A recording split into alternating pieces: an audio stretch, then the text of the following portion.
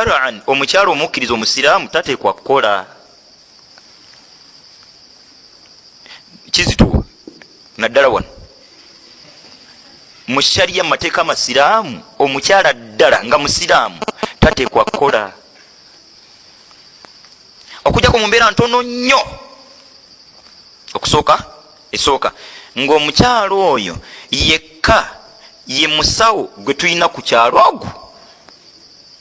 Kati tuyinza kuleka bantu baffe olw'embeera mwe tuli katwekake. Mukyalo oyo agira akola nga abasajja bwe babanguka mu mulimu ogwo addeeka.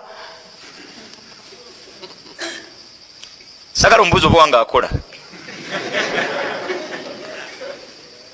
amazima gabe maki.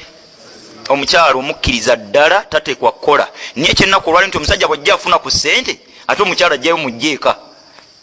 Mu kifo kyokukola nti omukyala badde alina akabanda k'amanda addeyo wa nga Allah akasente bwakatuwadde kati gwe ddayo eka kuba Allah takukkiriza.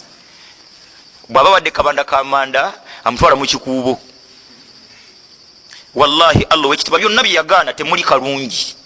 Kutegeerako nakwange bye bitubuzaabuza. Okusookera ddala sinafunayo bukakafu ku mukyala yali alemye basajja kwendako ng'akola nti bamulemwa kirimu owino.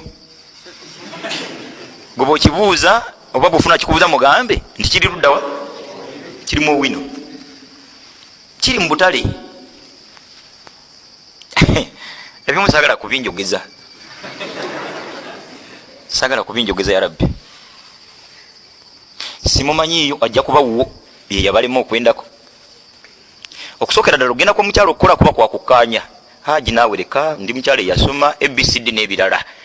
Ku ntandikwa gwe omukkiriza naye tosigaza lisiiti ya kumugaana.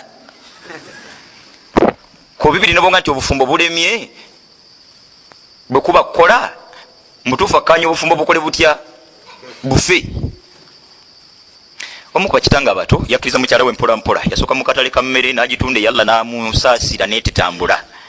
Mukyala n'akomawo awaka n'agenda mu mata nagalla n'agassaamu baraka tegaatambula ajja ti n'akomawo awaka. N'agenda mu owino Allah n'ajja mu baraka ne bitambula.